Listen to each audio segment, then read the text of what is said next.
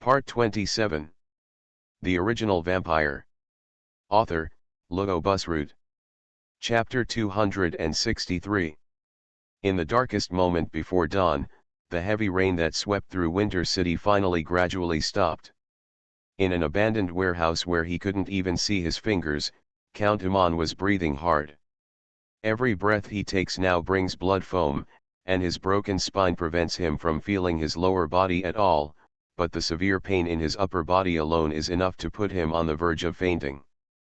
But Iman still held on and did not faint. He was still trying his best to find the last hope of survival. "Colin, I know it's you, right?" Count Iman stared straight at the figure in front of him, even though he couldn't clearly see the other person's face hidden in the darkness, even though the figure was exactly the same size as Colin. Different, but Count Iman was sure that this person was Colin Angelet. Colin half crouched in front of Count Iman and chuckled.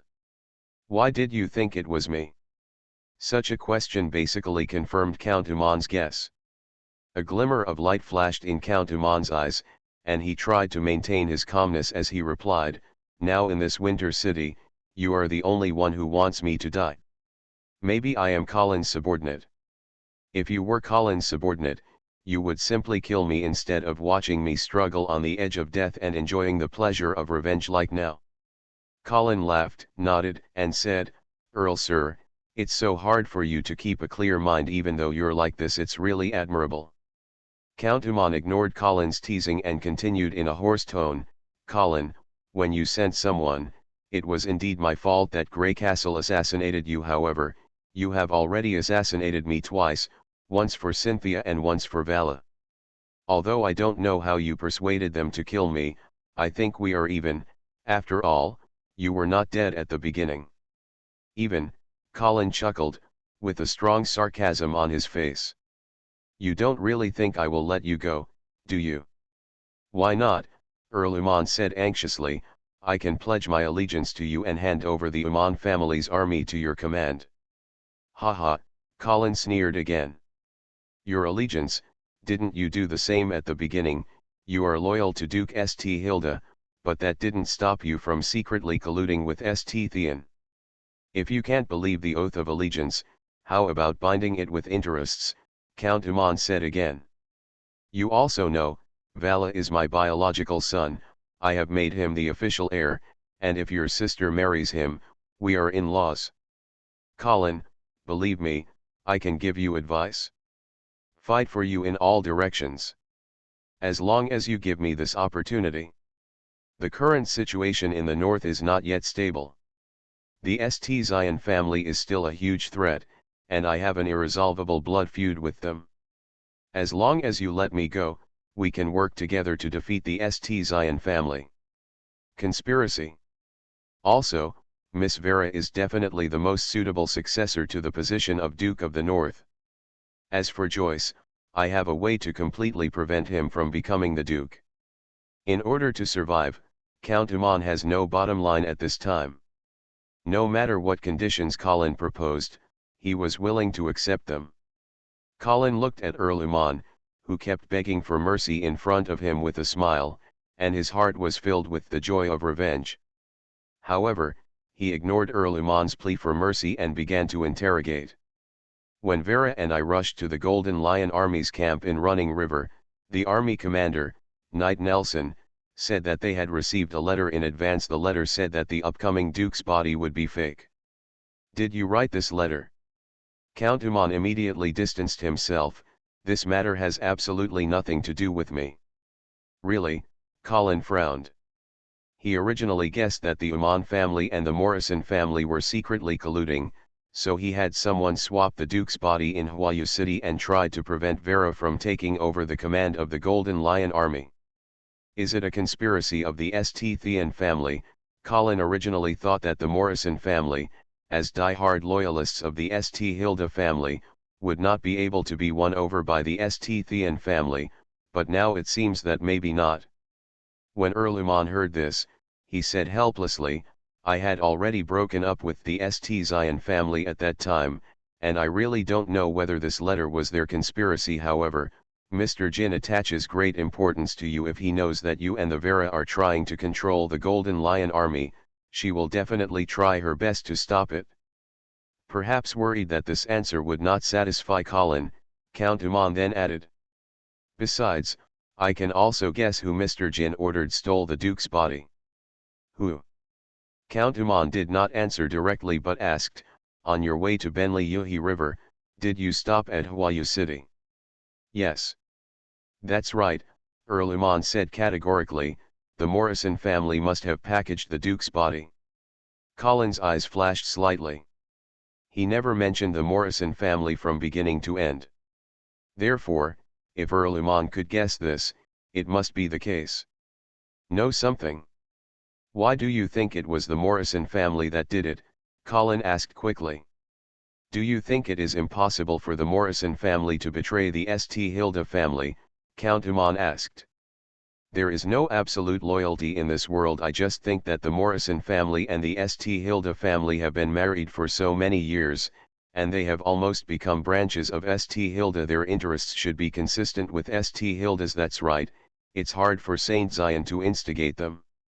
Count Umon sneered a few times and asked again, then do you know the history of the Morrison family?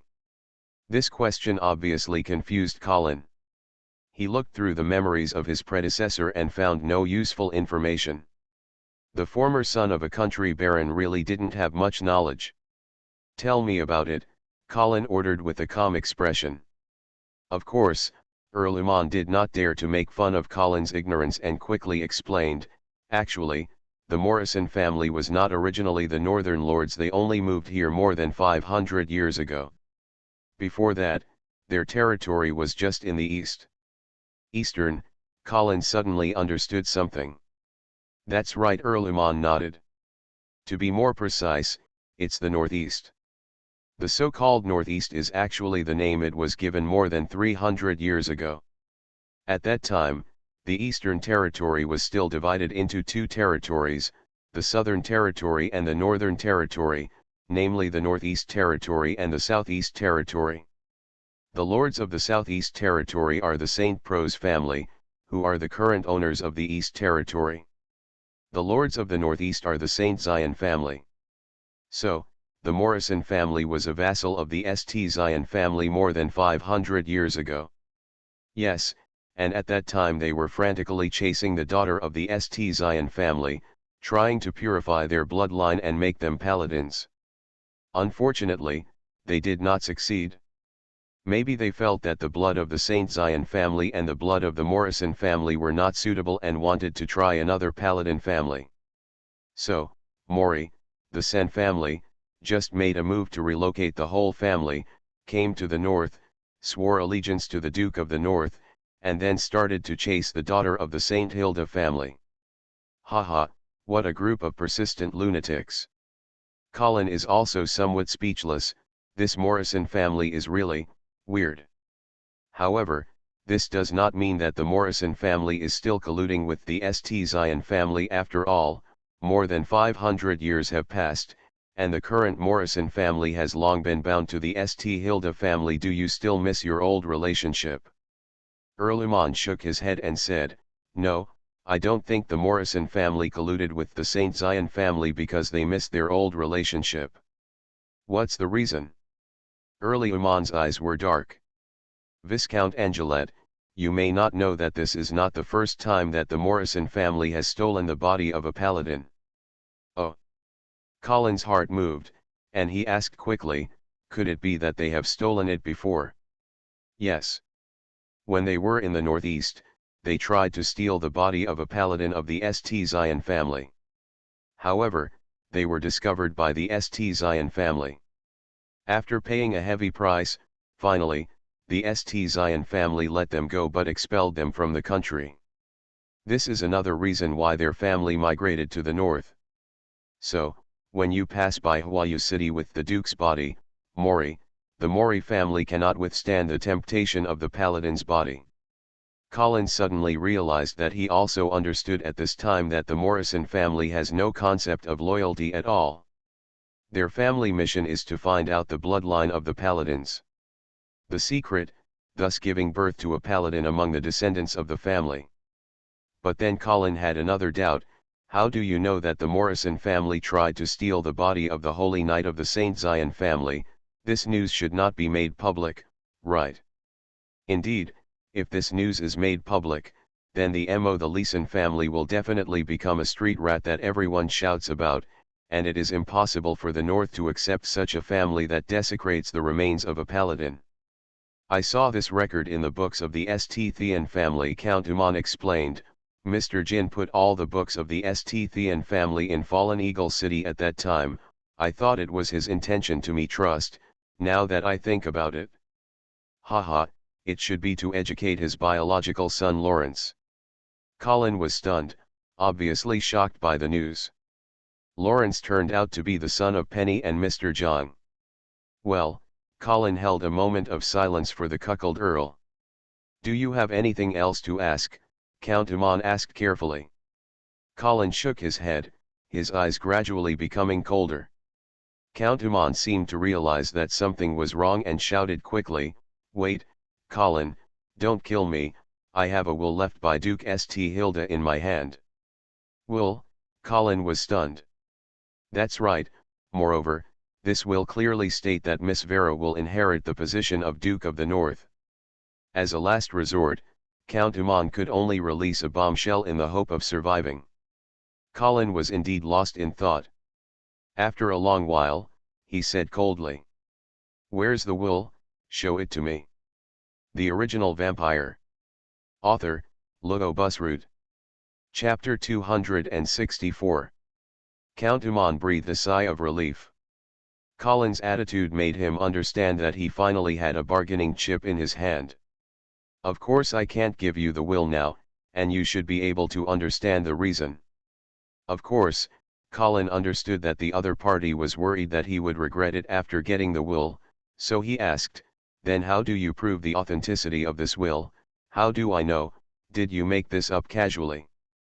The will was shown to me by Steward Drindon Knight Lewis, and I had just arrived at the Roar Castle not long ago, and we had not yet determined Butler Drindon's position, so I deliberately threw the will into the fireplace and destroyed it in front of him. Unexpectedly, Butler Drindon not only did not stop it but also looked happy to see it happen. Only then did I understand that this person also supported Joyce.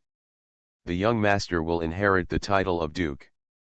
Colin was speechless and said angrily, Since you have already thrown the will into the fireplace and burned it, why are you talking nonsense to me? No, Count Umon shook his head quickly. What I threw in was just a fake will, the real one was already dropped when I turned around and walked towards the fireplace. Colin looked at Count Umon with suspicion, obviously questioning whether the other party had any. There is no such trick that only a magician can have.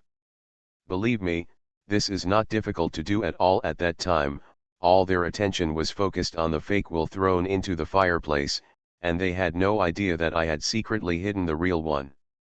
Colin shrugged. I didn't know whether to believe Count Umon's lies, and then I asked another question. Then, why did you hide the real will? Don't you want Joyce to inherit the title of Duke? Isn't that more interesting? You should want to see this will that is beneficial to Vera burned. Count Umon chuckled and said, Colin, if it were you, would you burn such a wonderful handle? A handle? Colin suddenly said, get it? The so-called handle is, of course, Joyce's handle. If Joyce succeeds in inheriting the title of Duke of the North in the future, then this will be proof that the other party's position is unfair.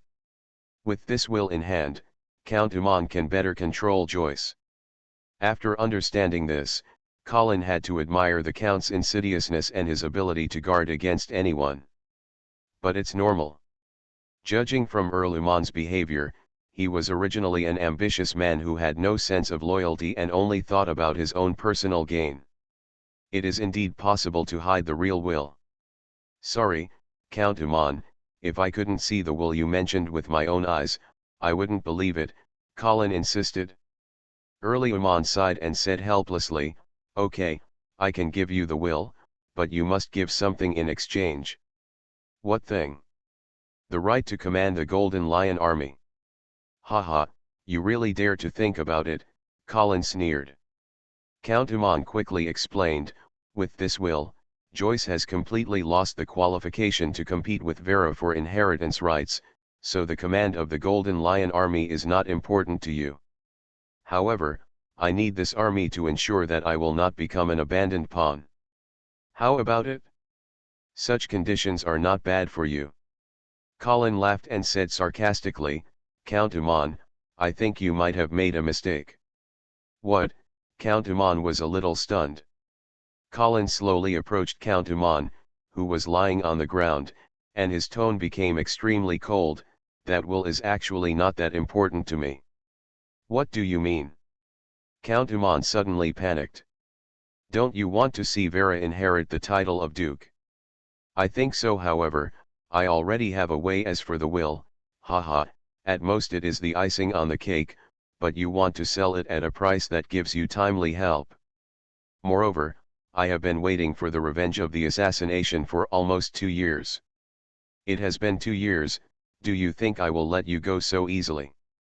Count Umon could no longer remain calm and shouted in a hurry, Colin, listen to me, keeping me alive is definitely more valuable than killing me, I can help. Click. Colin broke the other person's neck and whispered, but I think you are more valuable if you die. After saying that, he opened his mouth wide, revealing his sharp fangs, and bit into it. Goodoo, goodoo.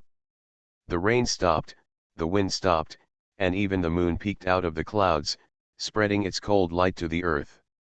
In the abandoned warehouse, Colin looked up from Count Umon's body. Phew. He let out a sigh of contentment, a look of enjoyment on his face. Count Umon's body had been completely sucked dry and looked extremely terrifying. Colin's whole body became hot again, and fine blood and sweat continued to seep from his skin. Bang bang bang. His heart was beating violently as if it would break free from his chest in the next second. The violent blood flow surged through his body, almost bursting his blood vessels. Fortunately, with the experience of his last promotion, Colin is now mentally prepared for the drastic changes in his body, and even the bursts of severe pain seem to be a strange enjoyment. Starting at the extraordinary level, 4th level, Colin found that the requirements and process for promotion were very different from before.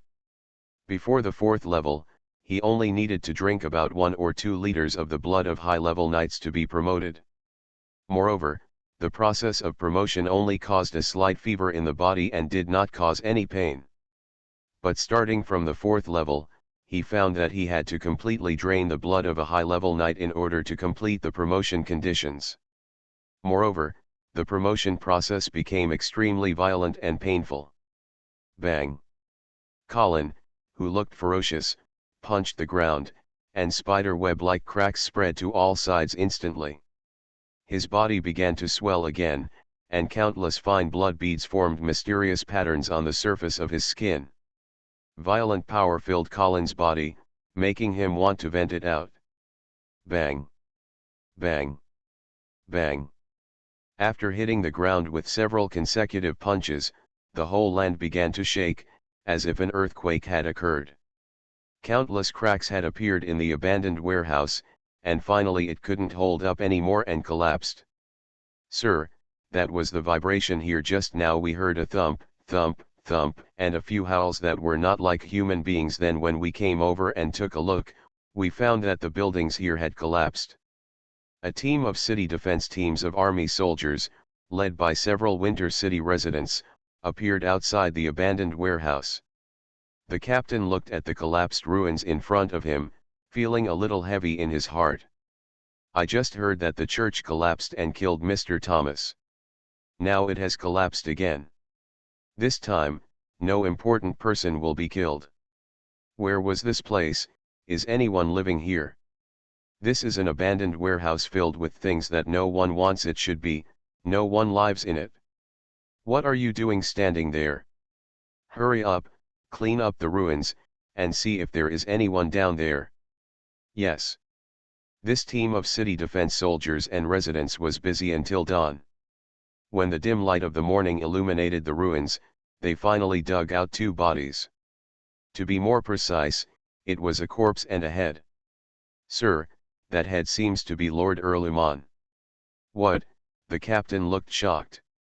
I am really afraid of what will happen. What happened in Winter City last night? Why did so many big shots die? Why is there only the head? Where are the other parts of the body?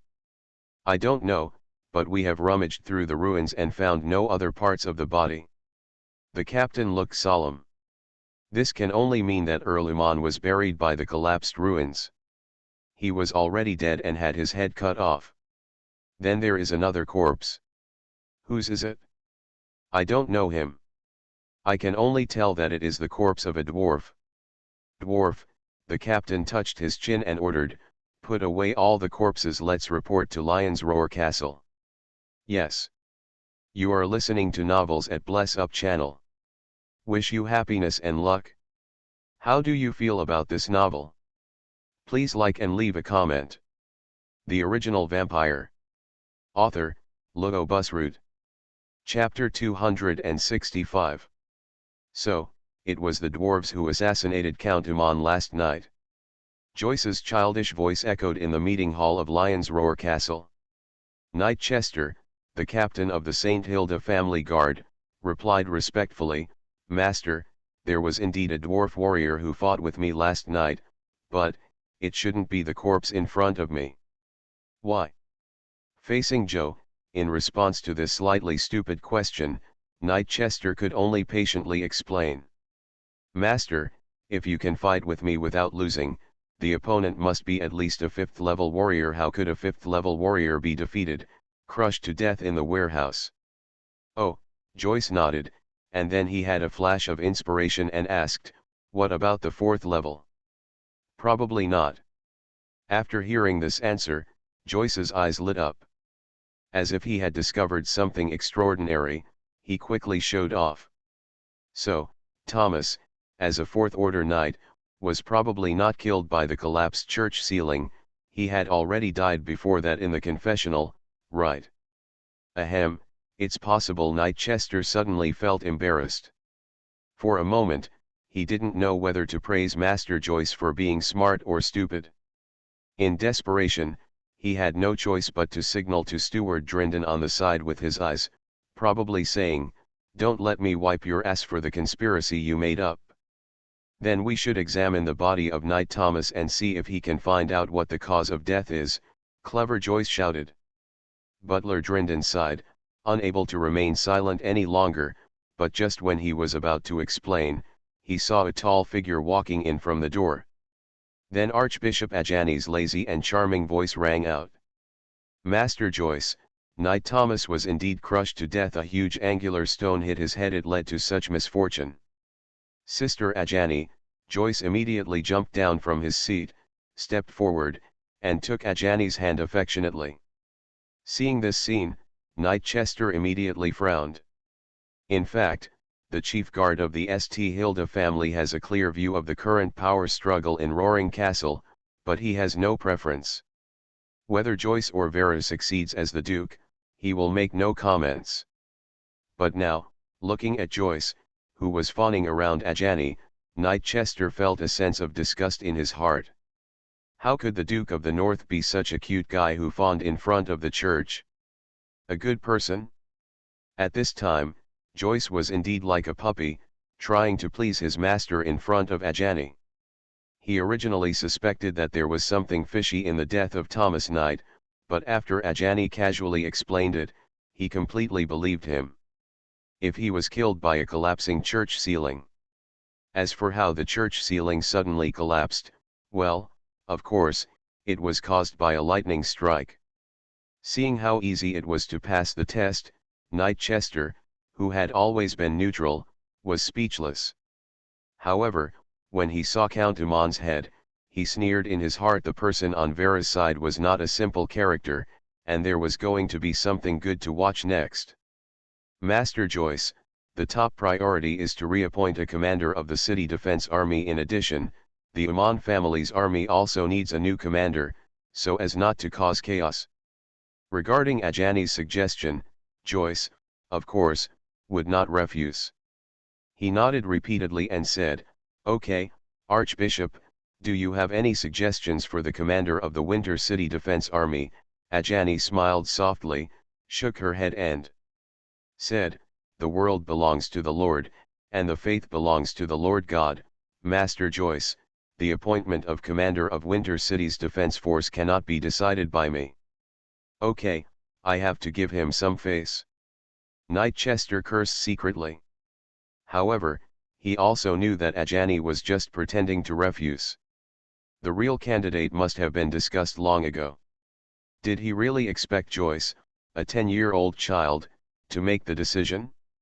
Sure enough, Joyce himself couldn't make up his mind at all, so he turned to Steward Drindon and asked, "Delinden, who do you think is more suitable?" Old Butler smiled reservedly and suggested, "Master, I think Knight Lewis is not bad. He is the deputy commander of the Golden Lion Army. He has experience commanding troops, is brave in combat, and is loyal to the St. Hilda family. He will definitely become a qualified commander of the City Defense Army." Joyce did not believe him.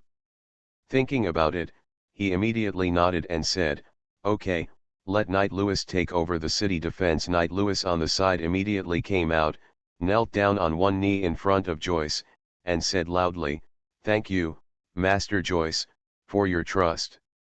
Immediately, the butler, Durrandon, drafted an appointment letter and handed it to Joyce.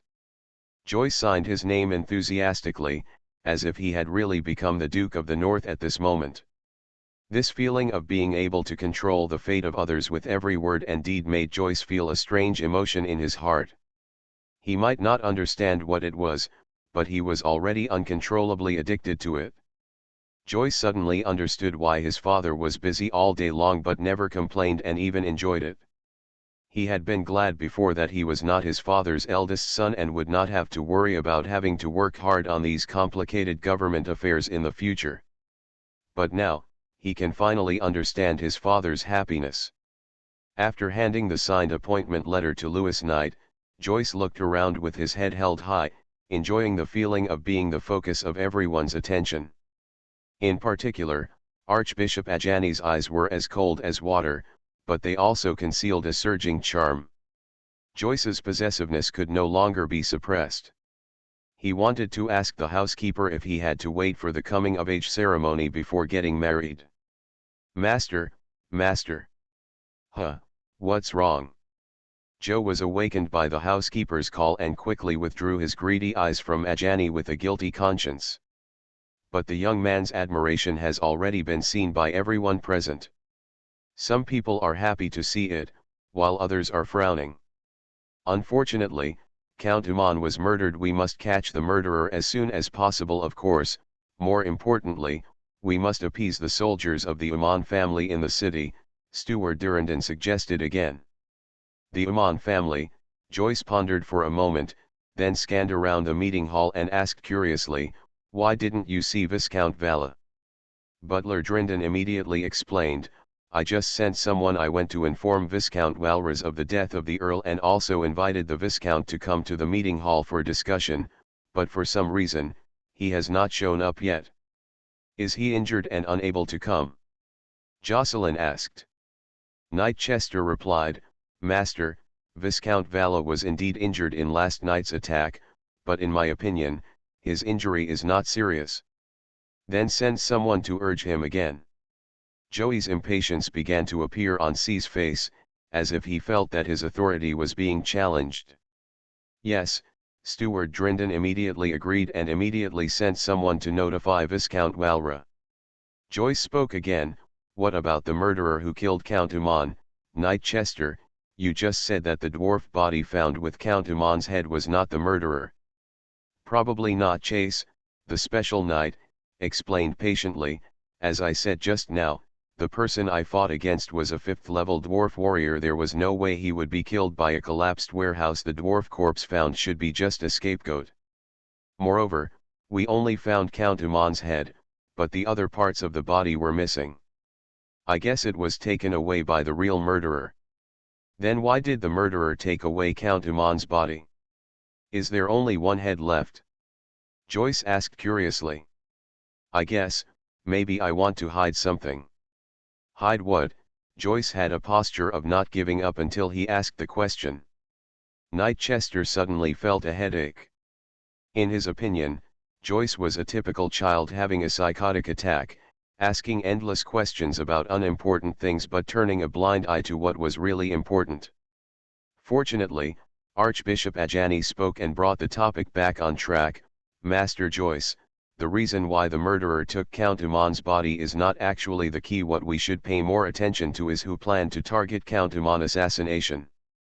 Joyce nodded repeatedly. Then what do you think, Archbishop? Ajani looked at Knight Chester and asked, Knight Chester, you said there were 3 assassins last night, one huge man in blue armor, a short man in red armor, and a weirdo with huge wings. Yes. Ajani's eyes flashed, and she suddenly smiled. The identities of those 2 armored men are different. It's easy to guess, but this is not the first time that people with wings have appeared. Really? Joyce asked curiously. Can people really grow wings? Seeing that Joyce's focus was wrong again, Ajani smiled faintly and brought the topic back again.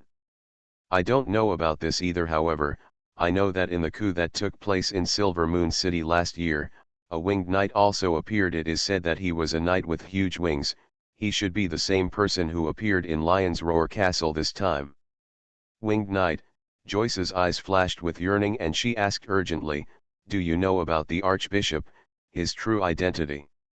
Archbishop Ajani did not speak but turned to look at the door of the chamber. There, a heroic figure happened to appear. The original vampire. Author, Lugo Busroot. Chapter 266. Viscount Angelet, are you lying in bed? Joe looked at Colin, who walked in and teased with a smile. Colin bowed first and then said with a smile, sorry, Master Joyce, I couldn't sleep well because of the thunder last night. I did get up late today.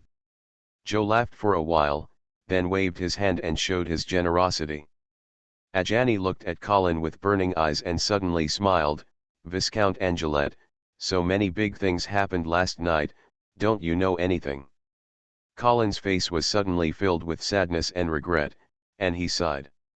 He said, I have heard about it just now. I didn't expect that Count Uman and Knight Thomas would both encounter unexpected events. It's really, ugh. Several old foxes present looked at the bumbling Colin and secretly cursed in their hearts. Of course, they knew about Uman's death, and Colin was the biggest suspect, but there was no evidence to prove that he was the murderer of Count Uman. Viscount Angelet Ajani walked lightly and slowly approached Colin, staring at him with dark blue eyes, and asked softly, have you heard of the Winged Knight? Have you heard of it? There was nothing strange on Colin's face. It was this guy who killed the last half-elf king in Silvermoon City. Why do you suddenly ask about this? Because of the person who participated in the assassination of Earl Uman last night, among them is this Winged Knight. Really? Colin looked surprised and then pointed to the dwarf corpse in the center of the hall. So this Winged Knight belongs to the dwarf force. Agia and I looked at Colin carefully for a long time but saw nothing. She was a little disappointed for a moment and said lightly, maybe, though she guessed that the Winged Knight was most likely the secret weapon of the Angeli family, there is no substantial evidence, so speculation can only be speculation. Originally, Ajani wanted to continue testing Colin about the Winged Knights, but suddenly, the Archbishop's face changed, and his eyes were filled with disbelief and shock. Archbishop Ajani, what's wrong with you?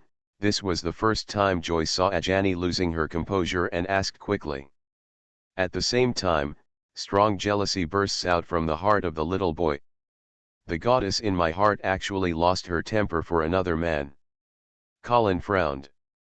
The mysterious Archbishop's gaze across from him made him a little uncomfortable. After a moment, Ajani asked in surprise, have you been promoted to the 5th level? Colin was slightly shocked, obviously not expecting that the other party's induction was so strong. Under normal circumstances, if a professional does not enter a combat state, it is difficult to see his power attributes and rank. However, Colin had just been promoted to the 5th level and could not control the power of the holy light in his body, so some of it escaped. Unexpectedly, Ajani noticed it.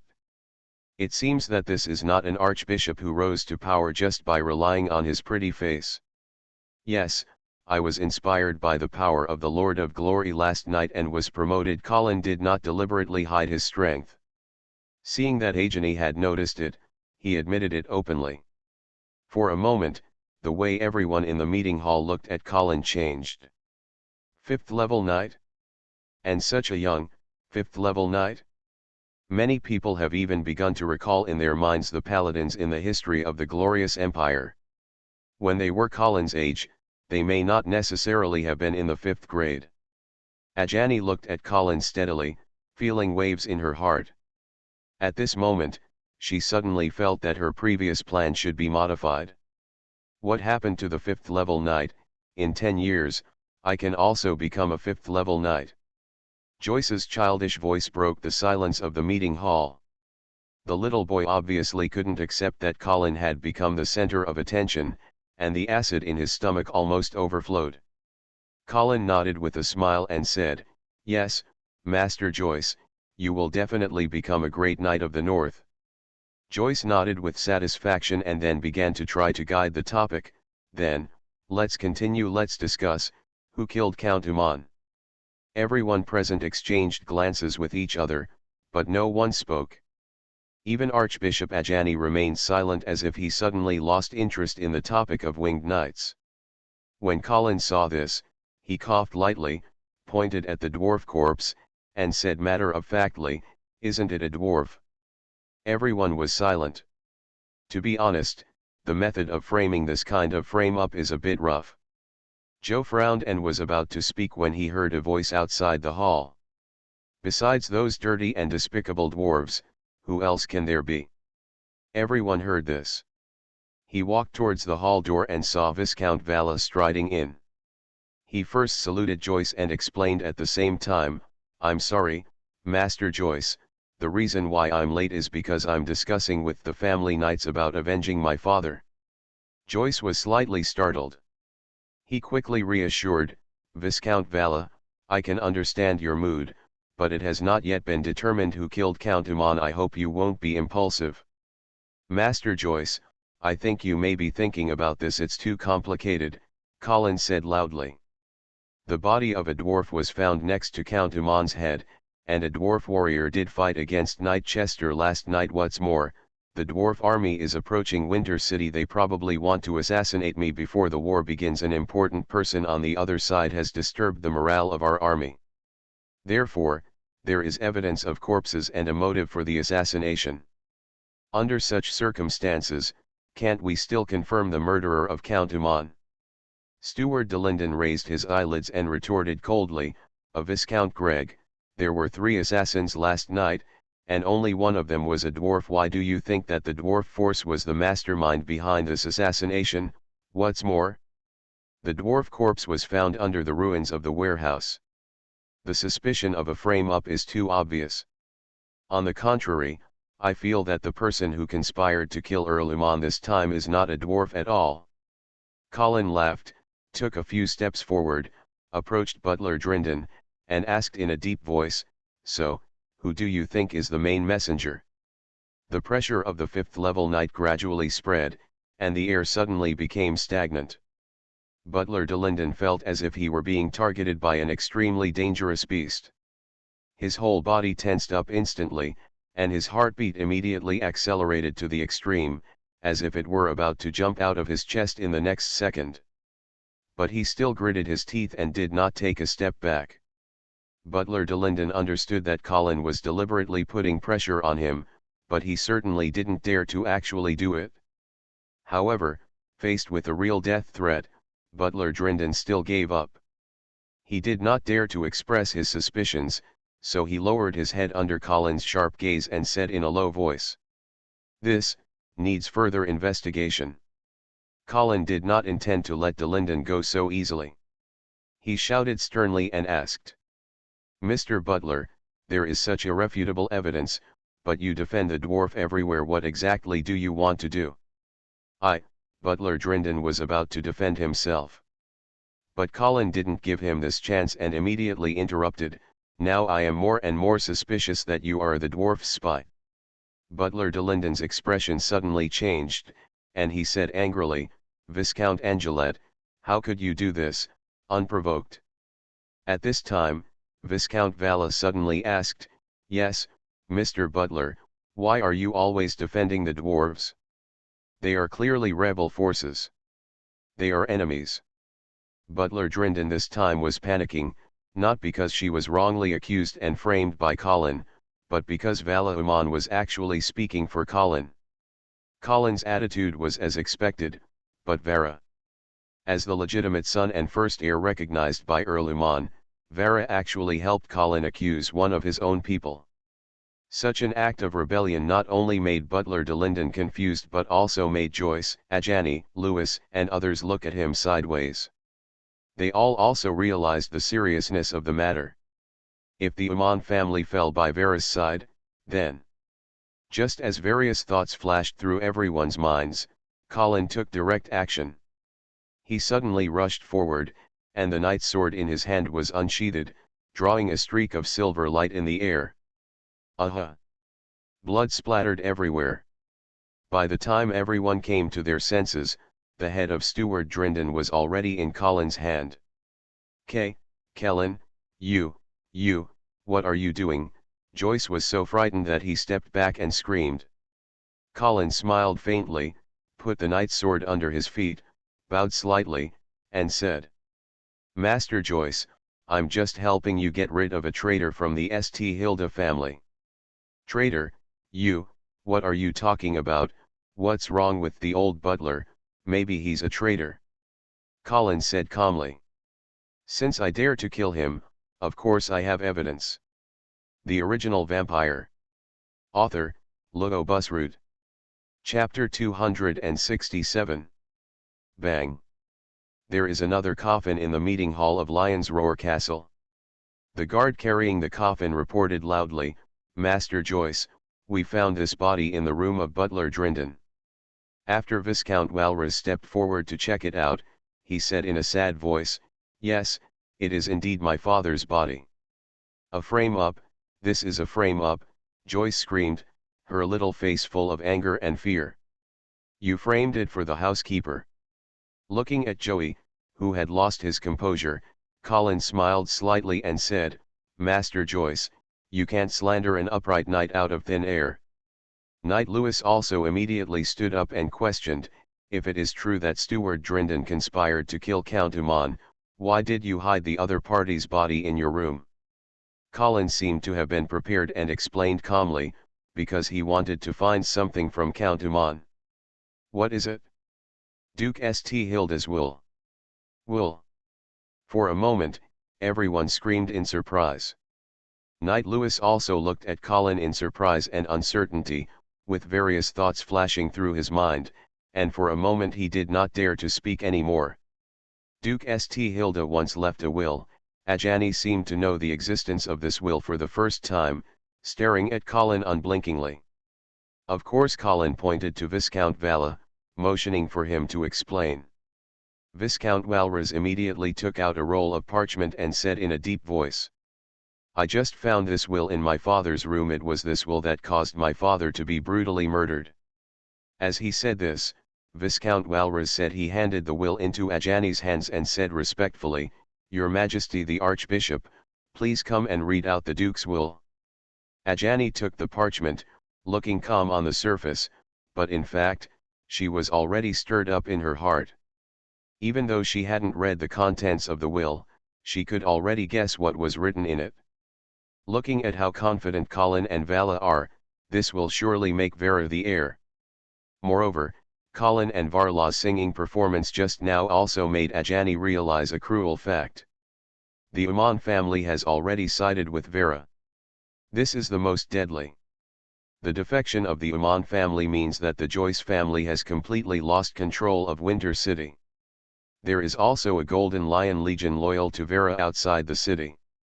Under such circumstances, even if the city defense army is still in the hands of Joyce's family, they can no longer make any waves.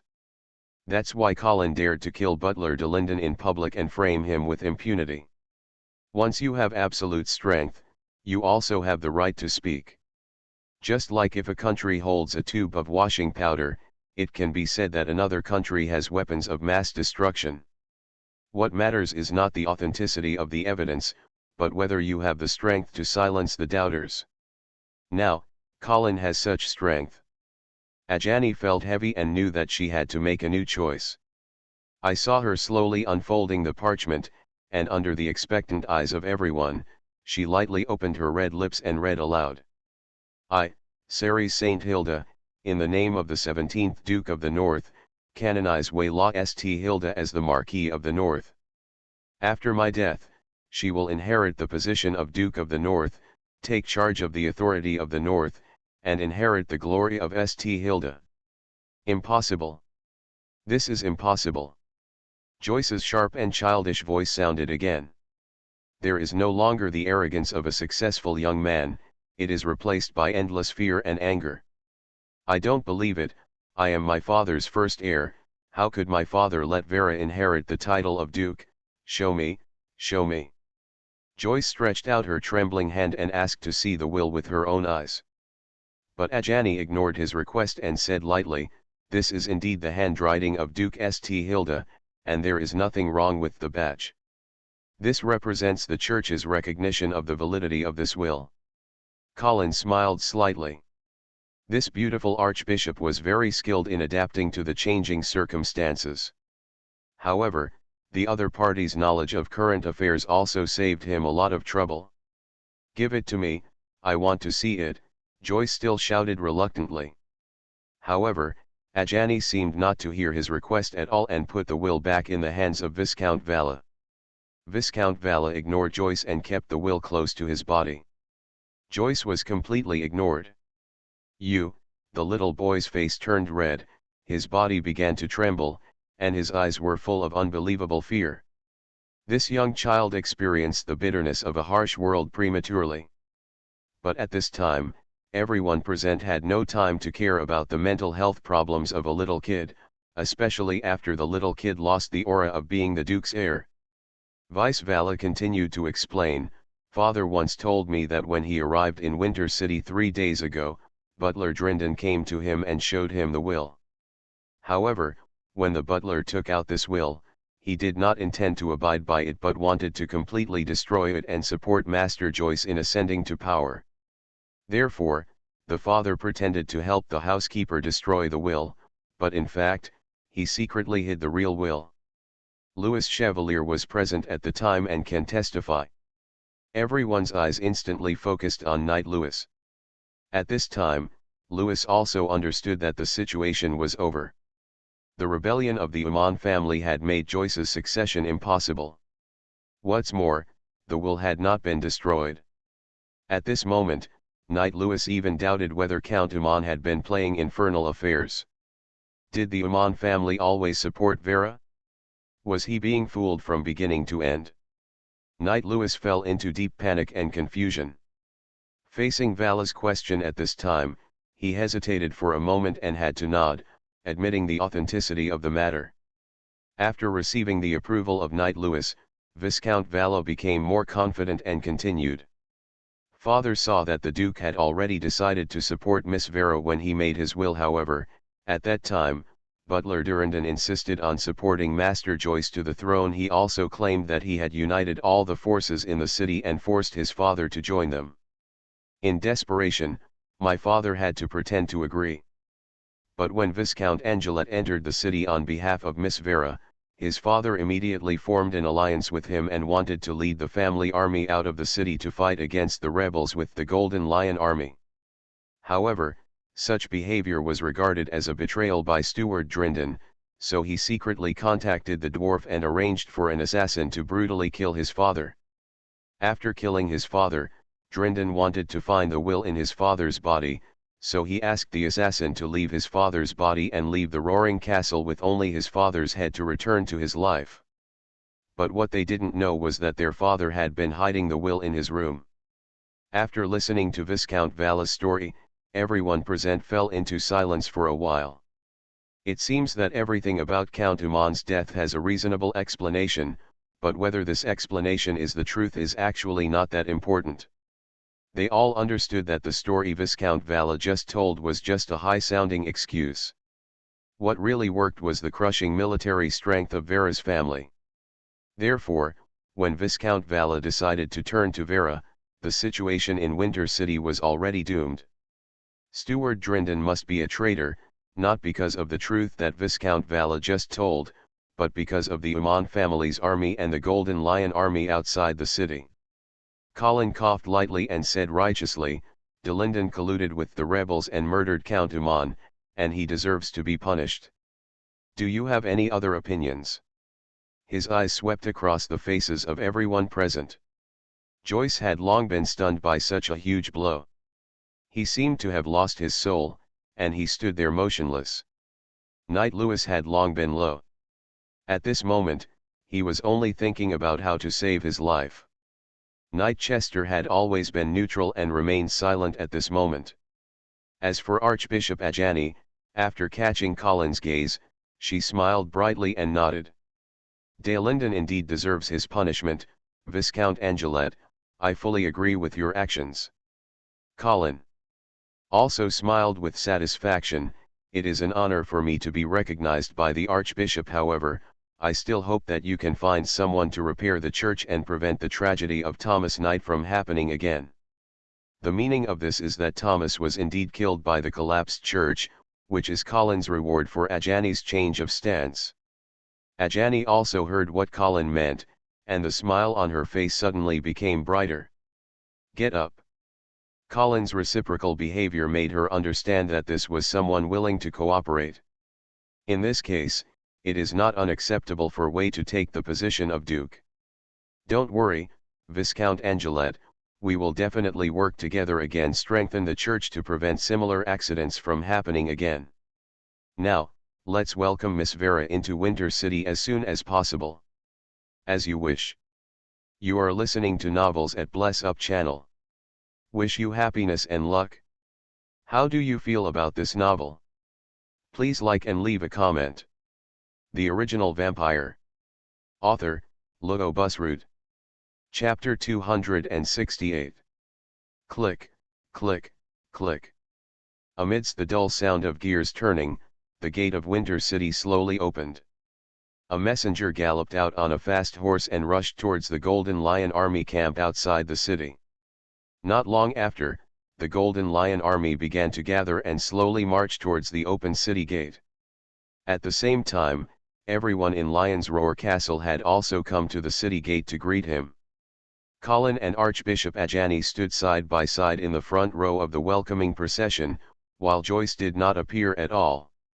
The young third son of the Duke was obviously unable to withstand this drastic change from heaven, and now he had given up on himself and hid. Of course, no one paid attention to the third son of the Duke at this time. Unless a miracle occurs, he is destined to miss the position of Duke of the North. "Viscount Angelet, Miss Vera hasn't been baptized yet, right?" Ajani suddenly said. Colin turned his head slightly and looked at the beautiful Archbishop bathed in the morning light. He smiled and said, "If I remember correctly, there is no explicit provision in the Lord's law that only baptized knights can inherit the title." "Of course not." Ajani smiled faintly, and her perfect profile suddenly glowed with moving brilliance.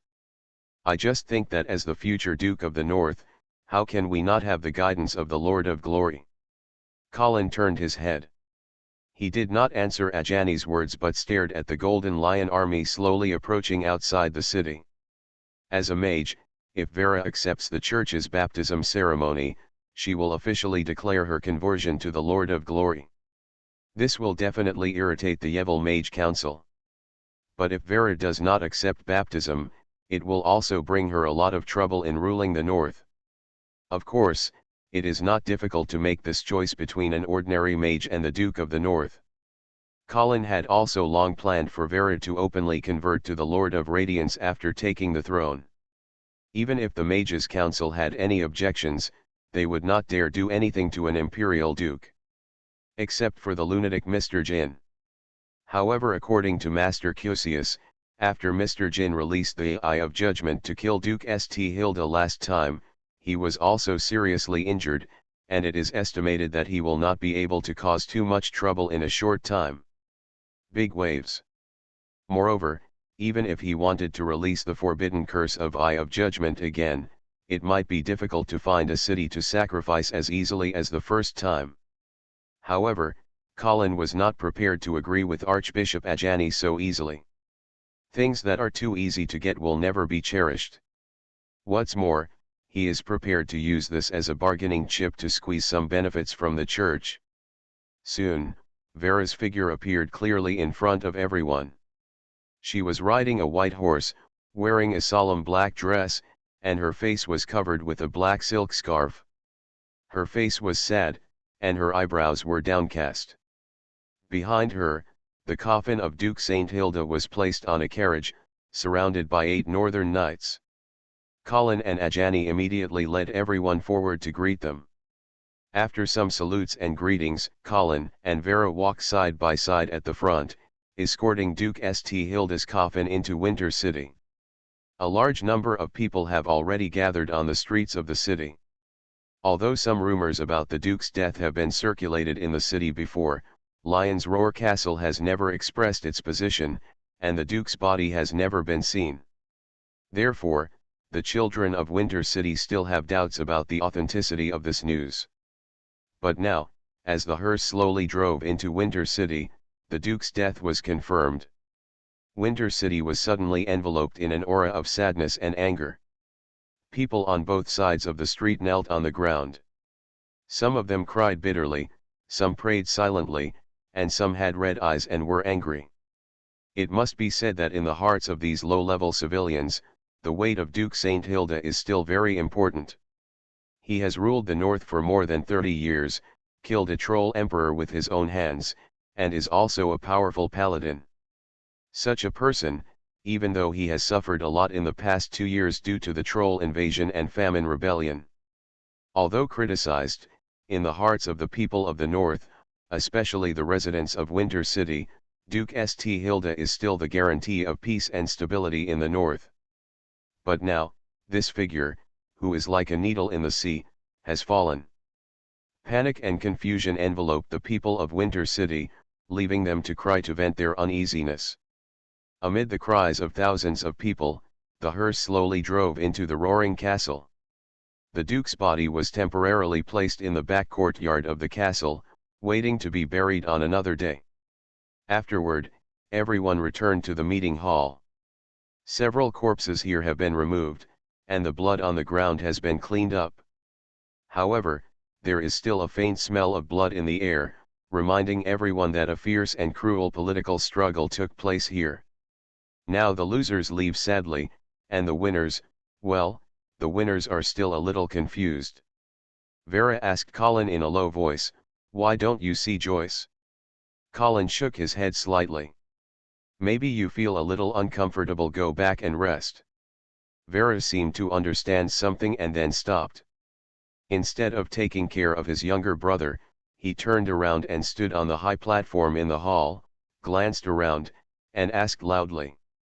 According to the news sent back by the sentry, the Maynham family has joined forces with the Dawson family and is heading towards Winter City. We are coming from Winter City, and we estimate that we will arrive in 3 days. What do you think about this? Facing the question from the future Duke of the North, everyone turned their attention to Colin almost at the same time. Obviously, everyone understands who will decide the future of the North. At this time, Colin also said without hesitation, "I think we should first defend the city. After the rebels cannot attack for a long time and their morale drops, we can then look for opportunities to take the initiative." Ajani frowned slightly when she heard this and spoke out, "Viscount Angelet, didn't you think that you should take the initiative to go out of the city and fight the rebels to the death? Why are you formulating such a conservative strategy now? This is really not in line with the heroic image of a northern knight like you." Colin curled his lips slightly, secretly wondering whether the Archbishop really didn't understand military affairs or had other agendas. "Your Excellency, Archbishop, I am not being timid, rather, I feel that the northern soldiers should not be allowed to make unnecessary sacrifices since we have a strong city like Winter City as a barrier. Why should we give up our advantages to fight against the rebels? What if the army fights head-on? Ajani glanced at the silent Viscount Vala and spoke again. Viscount Angelet, it's not that I doubt your strategy, but I feel that the dwarf rebels have humiliated us so much they even sent assassins to brutally kill Count Iman with such hatred. If we huddle in the city, will it cause dissatisfaction among some soldiers? Before Colin could respond, Viscount Vala took the initiative to speak. Archbishop, please don't worry. Although the soldiers of the Iman family are eager to avenge my father immediately, we will definitely obey Miss Vera's order. Ajani suddenly looked surprised. She really didn't understand why this Earl of Iman's son would be so cooperative with Colin and remain indifferent to his own stimulation. But after this trial, Ajani knew that she could do nothing more. Vera and Colin have completely controlled Winter City, and it is no longer difficult for others to influence their decisions. Though the city defense force was still in the hands of the Lewis Knights, that little force alone could no longer change the situation. In fact, this knight, who has never been firm in his position, may have decided to completely surrender to Vera. Thinking of this, Ajani stopped talking. Colin glanced around and saw that no one had any objections. He couldn't help but feel a sense of satisfaction in his heart. Then he spoke loudly again. Please rest assured, I have sent a letter back to Ice Rock City, ordering Charles to lead the main force of the Black Cavalry southward and is expected to arrive at Winter City in a few days. Moreover, Duke Medivh of the Half-Elf Kingdom will also lead the Silver Moon Guard southward to jointly snipe the dwarf rebels. When they arrive, this is the best time for us to take the initiative and quell the rebellion in the north. Colin's words finally made everyone's eyes light up in the meeting hall. Only then did they realize that the Angelet family actually had a new force in Ice Rock City. At this time, no one could object to Colin's strategy. Moreover, their confidence in quelling the rebels in the north has become stronger than ever. Vera and Colin exchanged a look and then proudly announced loudly. Everyone, the peace and stability in the northern part of the empire need your protection. I swear in the name of the holy ancestor of the Saint Hilda family, I will fight with you. Let's advance and retreat together and share adversity. The storm will eventually pass, and evil will be defeated. May the Lord of Glory grant us courage and witness our dedication. The girl's clear and powerful voice echoed in the meeting hall as if there was already a hint of north. The momentum of the Lord of the Realm. Colin immediately kneeled down on one knee and responded loudly, for the north. Immediately, all the knights in the hall also kneeled down and saluted. Archbishop Ajani's eyes flashed, and he finally bent his straight waist and saluted Vera. For the north. The Original Vampire. Author, Logo Busroot.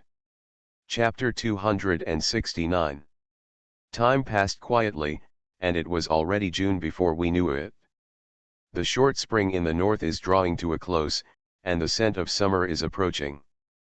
But before summer came, Winter City first ushered in the dwarf army. The Maynham family and the Dawson family joined forces, with a total of 150,000 troops, and they had already arrived in Winter City. The army came a long way, with flags clearly visible, swords and spears standing everywhere, orderly in front and back, and full of morale. At first glance, it was undoubtedly a strong army. The elites of the dwarf clan have basically gathered here. As soon as the army arrived, they surrounded Winter City and began to set up camp, seemingly ready for a long-term attack. In the temporary command post of the dwarf army, the atmosphere was quiet and solemn, and Marquis Menem was praying devoutly. This dwarf Marquis is a devout believer in the Lord of Light, and at least on the surface, he is indeed very devout. As a vassal race of the human race, the dwarves have long abandoned their beliefs and chosen to serve the Lord of Glory. Unfortunately, whether because they are not sincere enough or because the racial gap cannot be bridged, the dwarves have never been able to accept baptism and become knights. From this point of view, there is always an irremovable gap between them and the human race. Even secretly, it is said that there are believers in Mother Earth, the god that the dwarves once served, who are quietly spreading their faith. Of course, as dwarf nobles, they must convert to the Lord of Radiance, otherwise, there will be no place for them in the Radiant Empire. It wasn't until he finished praying that Marquis Menham raised his head, and his eyes slowly swept across the command post. Although the last princess of the former dwarf royal family, the Solanke family, married into the Dawson family, in fact, in terms of military strength and prestige among the dwarves, the Menham family is the well-deserved leader of the dwarves. However, not all dwarf nobles recognize the leadership of the Menham family, at least the Dawson family certainly does not. They have always believed that they are the inheritors of the Solanke family and that the blood of the dwarf king flows through their bodies. Therefore, the Marquis of Dawson didn't like the Marquis of Menham and always felt that the other party's praying appearance was too artificial. Winter City is right in front of us. What do you think about how to conquer this central city in the north? Marquis Menham spoke with a rich voice that carried the majesty of a superior. At this time, he seemed to regard himself as the commander-in-chief of this dwarf coalition. Though the Marquis of Dawson was very unconvinced, he had just suffered a huge defeat at Running River, and his reputation had been severely damaged. His troops were far less powerful than the Marquis of Menham, so he could not compete with the other party for the command of the coalition. A dwarf general with well-developed limbs and thick hands and feet spoke, "Your Majesty, Marquis of Menham, I don't think there is a strong city in the world that our dwarf army cannot attack, even Winter City is the same. So, wait for the engineering team to build an attack. With the city equipment, we can launch an offensive and see how long this so-called first fortified city in the north can hold out." The dwarf general's voice was rough and wild, and there seemed to be a strong smell of blood in his tone, and there was a hint of blood in his words. He was somewhat disapproving of Winter City. In fact, the dwarves do have quite a lot of experience in siege warfare. Their craftsmen are very good at making siege equipment, and their short stature is an advantage in siege warfare because they are not easily hit by arrows from the city. Therefore, compared to positional warfare in the wild, the dwarves are actually better at siege warfare. Of course, not all the dwarf generals present were so frivolous. Another dwarf general stood up and cautiously expressed his opinion. "I don't think we should take it so lightly. I have been to Winter City before and know how its walls are. It's so strong and the design is so ingenious. If we attack by force, we will probably pay a heavy price." "I think so too," Marquis Dawson, who had been silent before, suddenly said. Marquis Menham frowned slightly and stared at Marquis Dawson steadily, as if waiting for further explanation. Marquis Dawson looked indifferent and continued, "As a northern noble, of course, I know the city defense system of Winter City. First of all, this is a city built on a high mountain. If we want to attack the city, we must attack upward. The enemy is condescending and has taken advantage of the terrain. Secondly, the city wall of Winter City is made of the hardest Chingang rock that has been carefully cut and stacked. It is up to 5 meters thick, and it is probably difficult to shake it with just our battering ram. Moreover, the city wall of Winter City is a double-layer structure. There is an inner wall behind the outer wall. The two walls are more than 20 meters apart, with a total of 96 towers in between.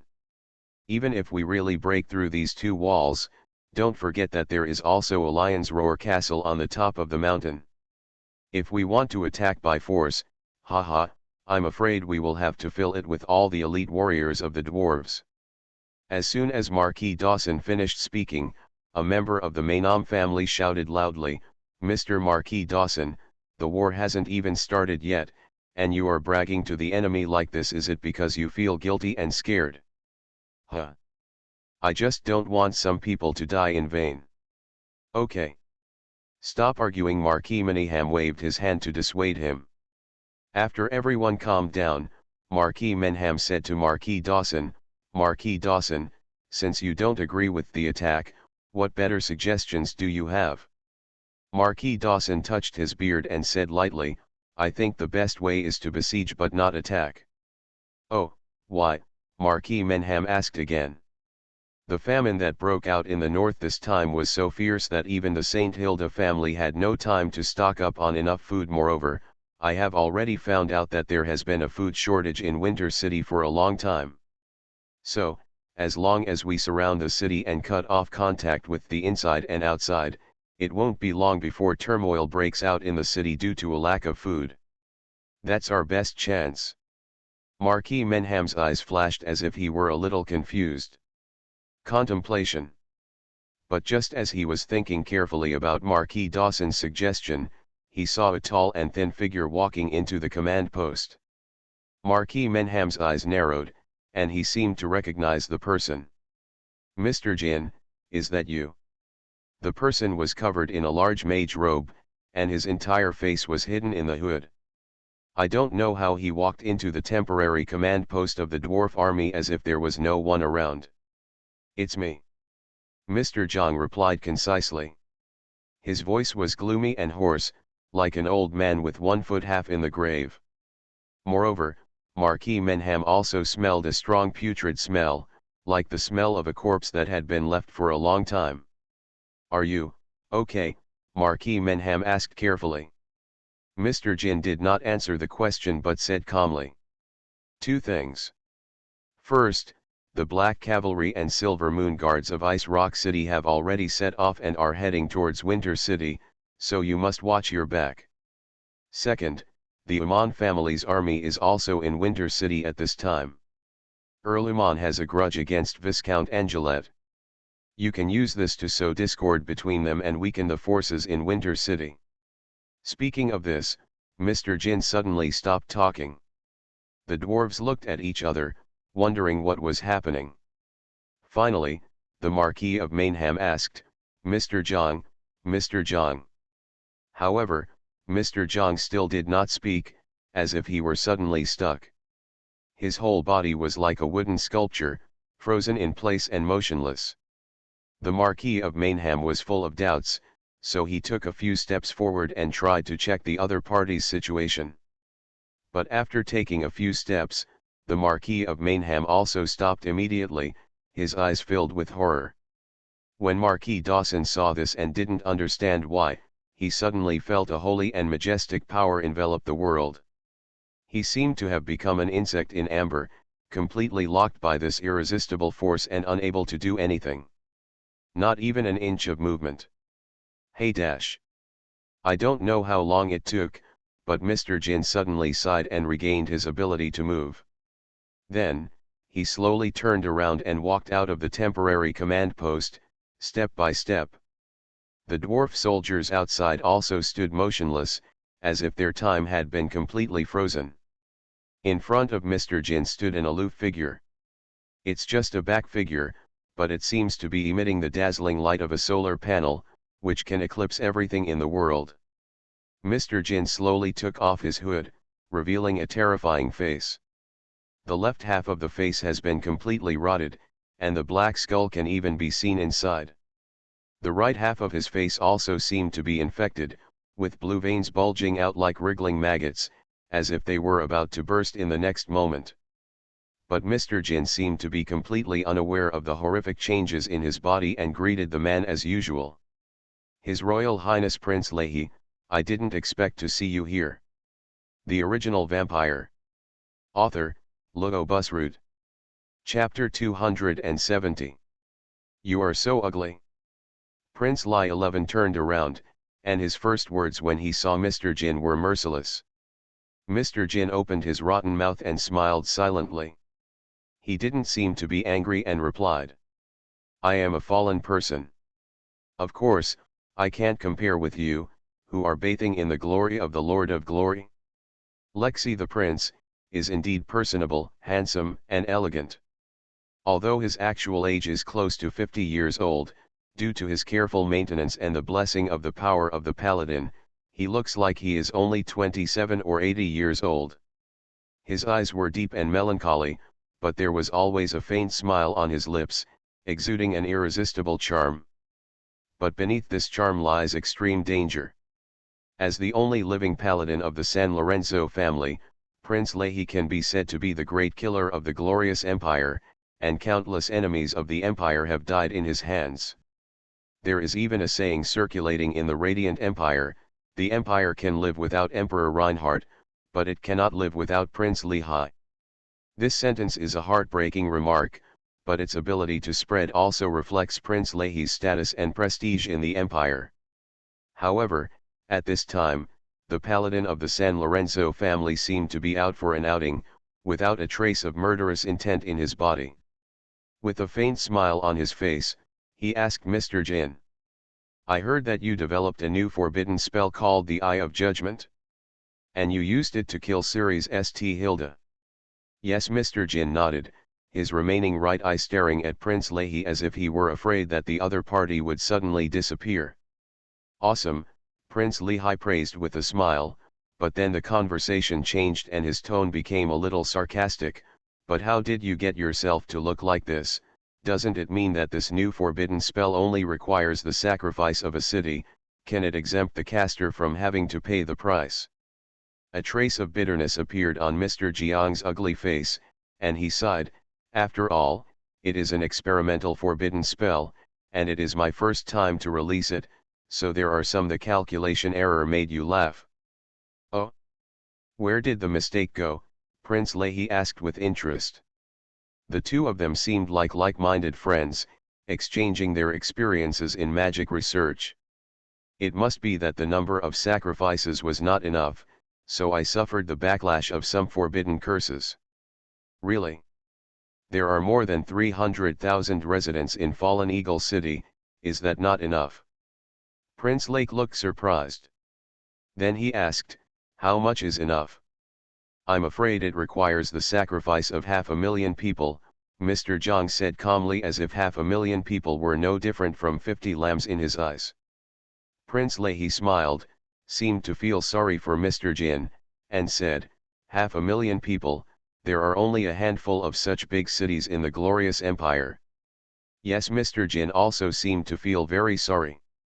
It's not easy to sacrifice these big cities, not to mention after the news of Falling Eagle City spreads, I'm afraid the defenses of these big cities will be strengthened, and we mages will have no chance.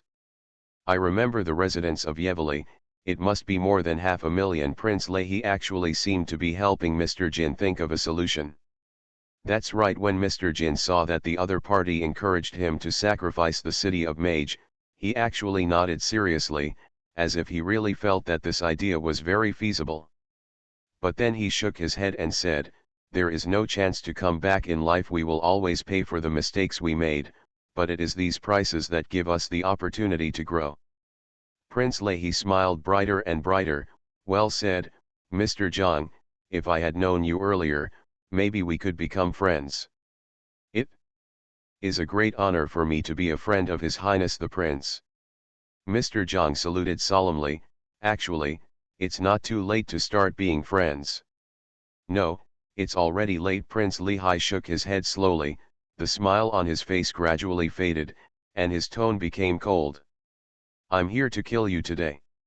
Hearing a paladin, he wanted to kill him, but Mr. Jin had no expression on his face. Of course, it could also be that his ulcerated face could no longer express any expression. "Can I ask why you want to kill me?" Mr. Jin's tone was still as calm as water, and he seemed to be really not nervous. "Why should you know your advisors?" Prince Leahy's eyes gradually turned cold.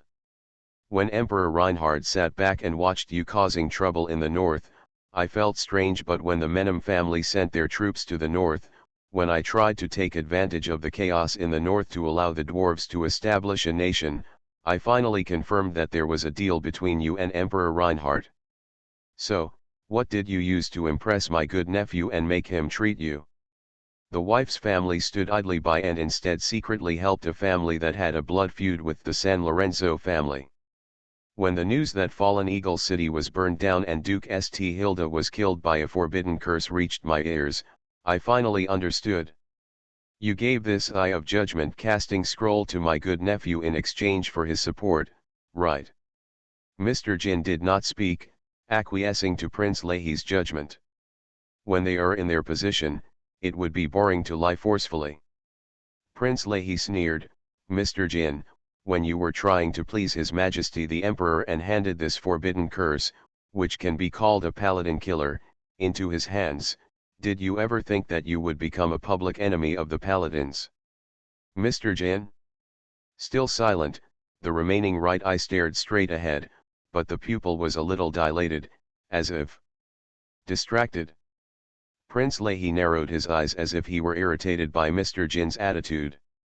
The air was filled with an extremely strong murderous aura, as if the next second would be a scene of landslides and earth-shattering.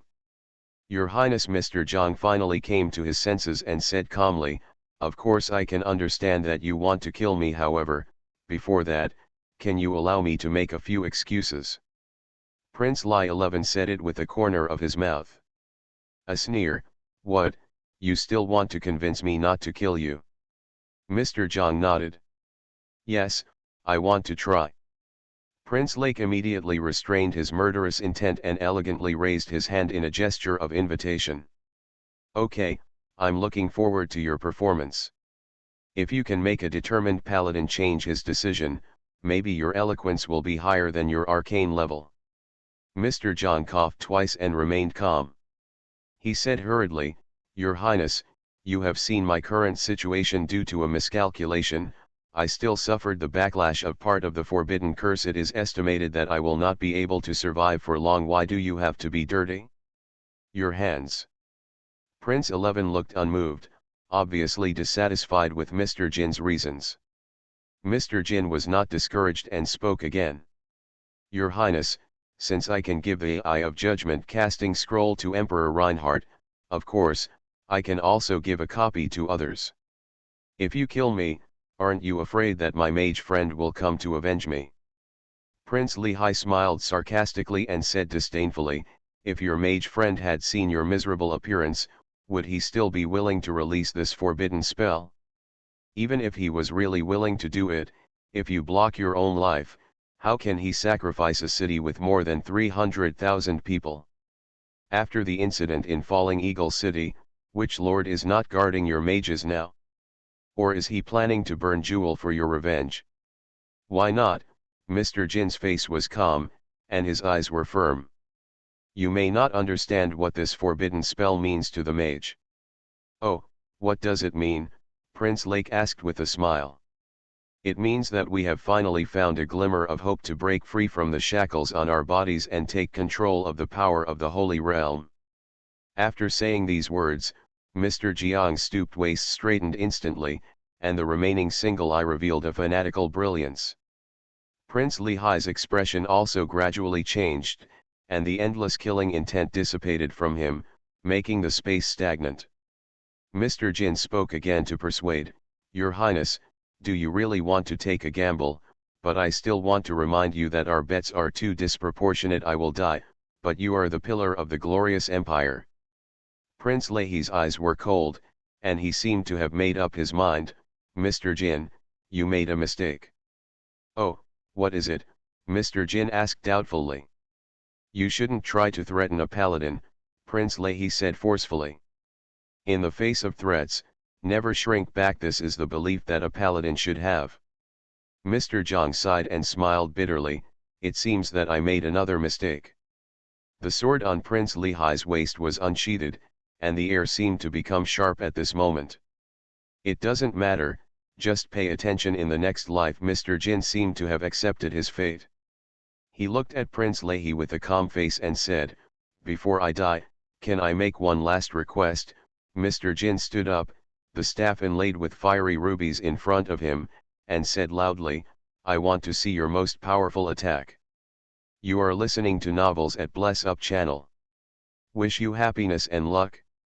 How do you feel about this novel? Please like and leave a comment. The Original Vampire. Author, Lugo Busroot. Chapter 271. My Strongest Blow. Prince Lehigh's whole body was shrouded in dazzling holy light. At this moment, he seemed to be more dazzling than the sun in the sky. Yes, Mr. Jin closed his one eye as if he could no longer bear the gaze of his opponent. But his expression was solemn, his waist was straight, and his hands were even waving the staff as if he were preparing a spell. Okay, Prince Lakesy agreed to Mr. Jin's last request, you are worthy of this blow. As soon as he finished speaking, Prince Lakesy's eyes completely turned into dark gold, with mysterious and complex golden lines. It covered his face as if he was wearing a golden mask. The knight's sword stood in front of him in the air, and a vortex of holy light suddenly erupted from the tip of the sword. In an instant, countless golden threads gathered rapidly in the vortex, and something terrible seemed to be surging out from inside. This sword is called Judgment. Prince Leahy spoke with no trace of human emotion in his voice, as indifferent as a world-destroying god. However, his sword did not strike out. Because, he found that Mr. Jin on the other side was not waiting for death but was also preparing his own spell. There were bursts of heat in the air, and the temperature suddenly rose by more than 10 degrees. Mr. Jin's hands turned red and even made a sizzling sound as if he were holding something extremely hot. The huge ruby inlaid on the top of the staff actually showed tiny cracks. Bang! The next second, the ruby was completely shattered, countless threads exploded, and a ball of dazzling red light slowly rose in front of Mr. Jin. In order to release the spell, Mr. Zhang seems to be overdrawing his life. The decay on his face was accelerating at a speed visible to the naked eye. In the blink of an eye, there was no intact flesh or blood left on his entire face. His originally straight waist became stooped again, as if some kind of heavy burden were pressing on his shoulders. The grey mage's robe has also been dyed red with blood. This shows that Mr. Jin's body is probably rapidly collapsing. However, he was still chanting elvish inscriptions persistently, as if he wanted to release the spell even if it completely burned his life. Prince Lehigh stared at his opponent silently but did not stab with the sword in his hand. He is waiting. Wait for Mr. Jin's spell to be completed. In fact, if a mage and a knight fight head-on, they will naturally be at a disadvantage. Because the greater the power of a mage's spell casting, the more complicated the preparations required. Unlike a knight, the power of the holy light has been integrated into the body, and there is great power in every move. Just like now, before Mr. Jin's spell is completed, Prince Lahi will be able to kill him thousands of times. But the strange thing is that Prince Lehigh has not taken action yet. As if deliberately waiting for Mr. Jin to complete this spell.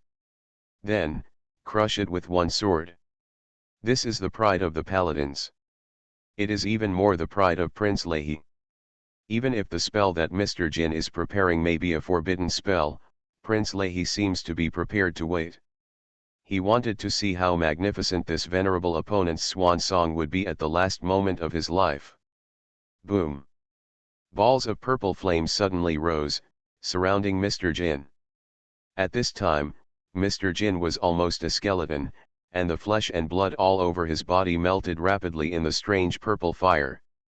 On his head, the left eye was empty, and a beam of blue light suddenly appeared in the remaining right eye. Bang! Green light exploded. The only right eye also disappeared. But Mr. Jin's indifferent voice came out. Mahasakadura. Prince Leahy was stunned. Before, Mr. Jin's spells were all in Elvish script, so he could understand most of them, but now this one turned out to be Khan's elegant language. This is the special language of the High Elves, but it has been lost for thousands of years. A vortex of purple fire suddenly appeared on Mr. Jin's chest, which seemed to reflect another world. Prince Lehigh felt a strong threat. There has never been a threat since he was promoted to Paladin. Destroy it! Prince Lehigh no longer hesitated and slowly swung the knight's sword in his hand. The speed of his sword swing was extremely slow, but the world around him seemed to become even slower. The wind stopped, the flames stopped beating, and even Mr. Jin's thoughts suddenly froze at this moment. A golden light and shadow seemed to have transcended the constraints of space and the limitations of time. It appeared in front of Mr. Jin in an instant, slowly tore apart the purple fire vortex in front of him, and crashed into his chest. Bang! It was as if something was broken.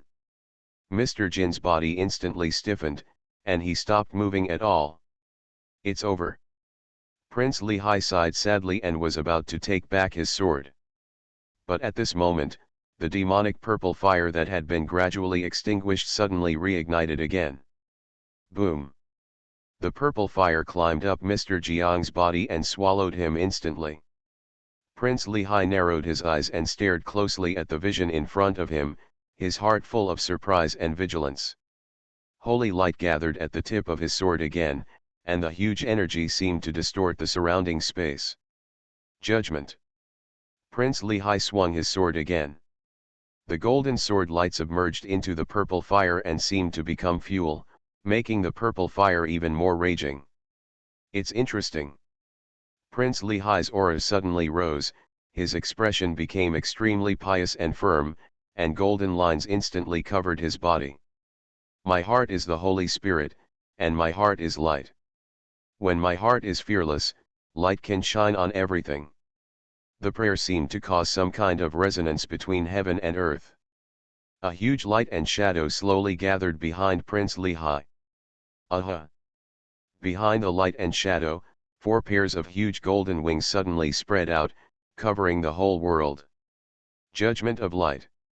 A grand and indifferent voice seemed to come from the mouth of the light behind Prince Lehigh. In an instant, light enveloped everything. But when the light reaches its extreme, it turns into darkness. Everyone in the camp felt that darkness seemed to surge from the depths of their souls, suddenly overwhelming their consciousness. Can't see, hear, or feel anything. But Prince Lehigh could still see it, and he saw the strange purple fire instantly annihilated under the light. However, the next moment, it reignited again. Moreover, it burns even more vigorously. Mr. Jin's broken heart gradually opened a gap. Hiss! The gap suddenly opened, swallowing up the purple fire. At this moment, after Prince Lehigh saw the gap, it seemed that another world was hidden. The boundless green ocean, the surface of which burns with a purple fire that seems to never go out, in the sky above the purple fire, a huge blue eye hanging high. Prince Lake looked at the giant blue eye and felt that it was particularly familiar. A grand and distant voice came from that strange world. When the final judgment comes, the punished will sink into hell, and the favored will be reborn. Boom! The gap suddenly closed. That strange world completely disappeared, as if it had never appeared. Mr. Jin's body suddenly lost support and collapsed like a building with a damaged foundation. Prince Lehigh's face was solemn, and the knight's sword in his hand was still unsheathed. However, he could not feel any breath from Mr. Jin. Died. Prince Lake slowly approached and found that Mr. Jin was indeed no longer alive at this time. His flesh and blood had completely disappeared, leaving only a withered skeleton. But the strange thing is that all of Mr. Jiang's bones turned into stones. Click. Prince Lehi crushed Mr. Jin's head with his foot. Really stone? Prince Lehigh stood there for a long time in shock and uncertainty. He didn't know what the last spell Mr. Jin released was or why it was so weird but had no offensive power. It seems that Mr. Jin burned his life not to fight back. Moreover, Prince Lehi always felt that he seemed to be used by the other party. The 3 swords he swung seemed to have become part of the opponent's spell. No. Impossible. Immediately, Prince Lehigh shook his head again, feeling that this idea was too incredible. However, the world burning with purple fire made this paladin feel uneasy. That huge cyan eyeball. After pondering for a long time but finding nothing, Prince Lehigh finally sheathed his sword. A gentle breeze blew by, and the camp returned to normal again. Prince Lehigh's figure has disappeared, leaving only broken stones on the ground and the grey mage robe. Are you leaving? In the temporary command post, Marquis Dawson asked with lingering fear. It's time to go. Marquis Menham whispered as if he were afraid of disturbing that extremely terrifying existence. Then, Mr. Jin was killed. Probably so. Silence fell again in the command post. All the dwarf nobles lowered their heads thoughtfully as if they were thinking about where the group would go. After a long time, Marquis Menham finally stood up and walked out with a heavy face. Marquis Dawson and others looked at each other and quickly followed. The Original Vampire. Author, Lugo Busroot. Chapter 272. Looking at the rubble on the ground, Marquis Menham's face twitched slightly. He suddenly understood that the idea of killed to pieces was not an exaggerated rhetoric. Ahem, put Mr. Jin's body, and bury it on another day. Yes. Then, the Marquis of Menham, turning to look at Marquis Dawson, asked seriously, what to do next, what do you think? Marquis Dawson shrugged and said helplessly, Mr. Jin is dead, so there is definitely no need to attack Winter City anymore. Indeed, they originally attacked Winter City in the hope of pushing Mr. Jin to the position of Duke of the North, thereby helping their dwarves establish a country in the north. But now, Mr. Jin has been beaten to a pulp, and he even got a spanking. Even if they capture Winter City, do they, the dwarves, still dare to occupy the position of Lord of the North? Marquis Menham also sighed, with a sad look on his face, and asked, what about the founding of the country? It is not impossible to discuss the founding of the country with the St. Hilda family, Marquis Dawson said solemnly, but there is obviously a lack of confidence. St. Hilda, will you agree? Marquis Menham tugged at his beard, looking quite anxious. We have to try. Marquis Dawson didn't have much confidence. By the way, weren't you discussing with some northern lords before about exchanging territories? How many families agreed? Except for the Angelet family, basically everyone agreed. After all, the situation in the north was getting worse day by day, and these families were eager to escape from this whirlpool. That would be much easier. Marquis Dawson's expression cheered up again. You can continue to implement the agreement to replace the territory. As for the Angelet family, if they don't agree, don't force it. They can find other nearby families. In short, European family will move to the north as a whole. Then, we will unite and force St. Hill to negotiate with each other on the condition of peace. The De family agrees with the dwarves to establish a country.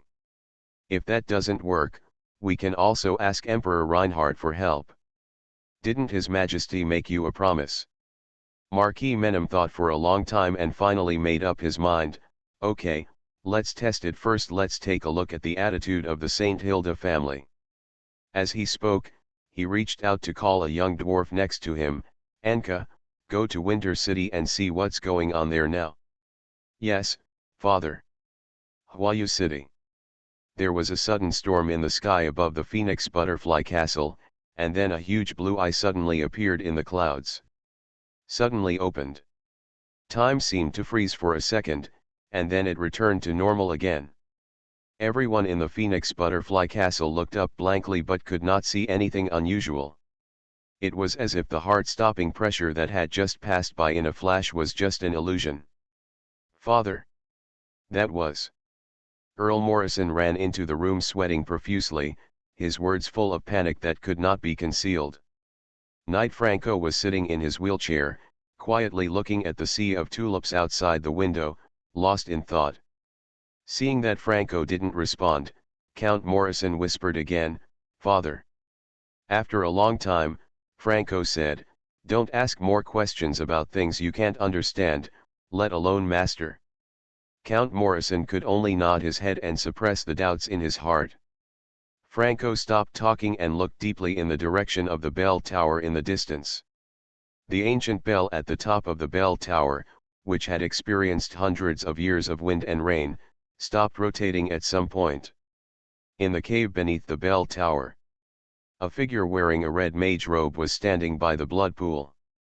He is quite large but has a severe hunchback, his hands and feet are unusually thick compared to ordinary people, his face is rough, his cheekbones are prominent, his mouth is crooked, his eyes are one big and one small, and he looks very ugly.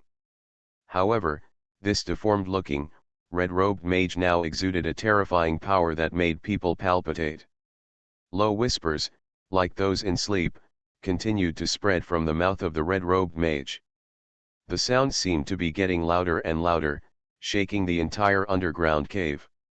Circles of ripples spread in the center of the blood pool, stirring continuously with the red-robed mage's gestures. The fine ripples gradually became violent, and finally, there were waves of blood. In the spider web above the blood pool, the living people in the cocoon seemed to be stimulated by something, and they suddenly started struggling crazily. Boom! The blood wave surged up and submerged the spider web into it.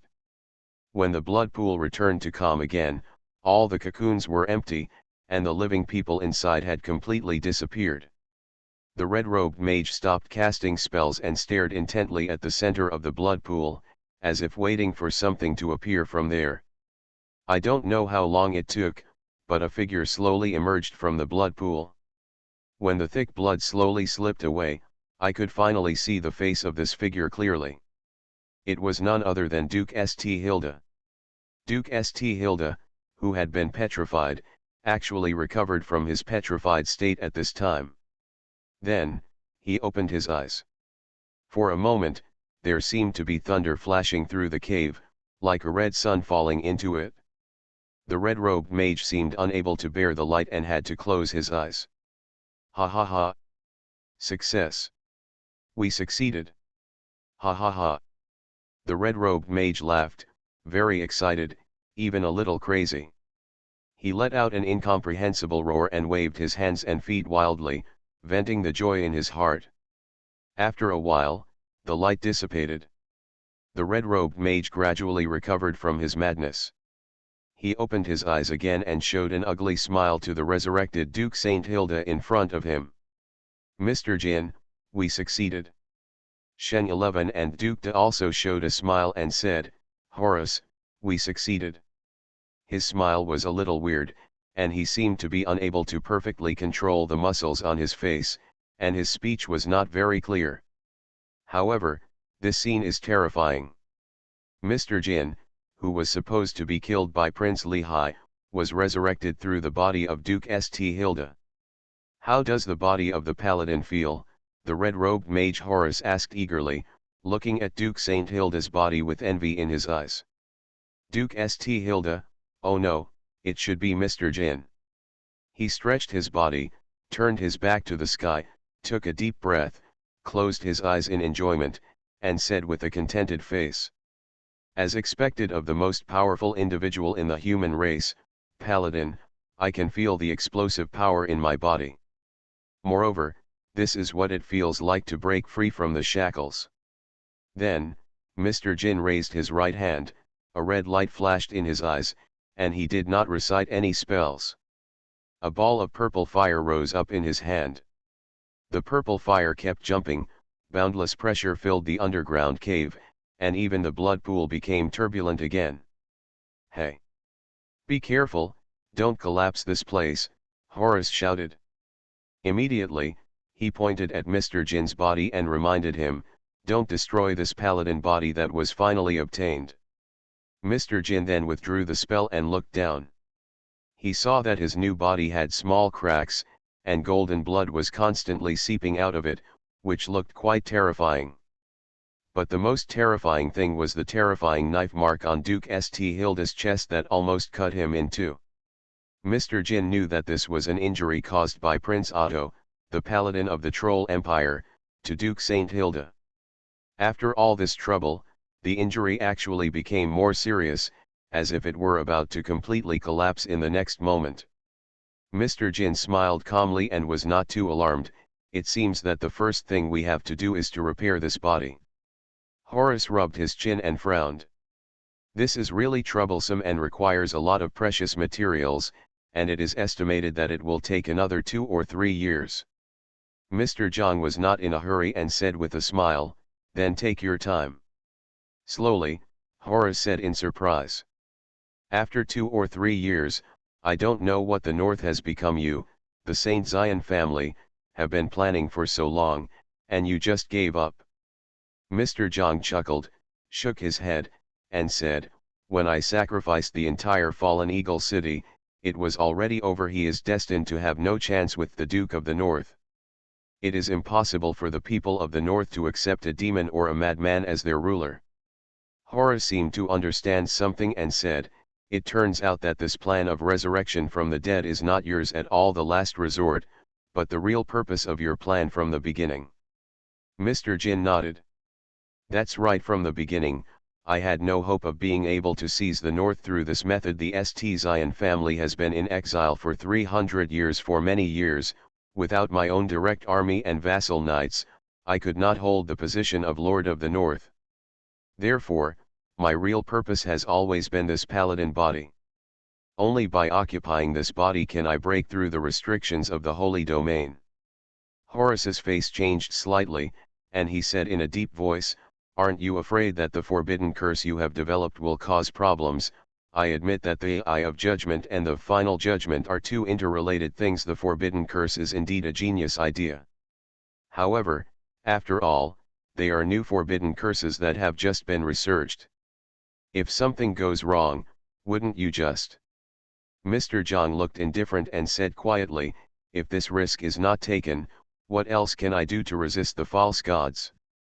Horus was silent. Seeing this, Mr. Jin spoke again, "Are you afraid?" Horus raised his eyebrows and laughed loudly. "What am I afraid of? You even dare to try such a life-threatening forbidden spell yourself. Of course, I will not back down." "Okay," Mr. Zhang nodded with satisfaction, his eyes deep. "It's time to completely smash the shackles that have been entangled on our mages for thousands of years." Horus' ugly face flushed with excitement. Kwang, just when he was about to howl for this exciting and ambitious goal, saw Mr. Jin suddenly take out a spherical object and throw it over, saying, "Go to Yolong City and give this to Reinha, the great emperor." "What is this?" Horus looked at the eyeball in his hand and asked with confusion on his face. "This is a gift from me to my allies," Mr. Jin said with a meaningful smile. "This is also the first step in our resistance plan."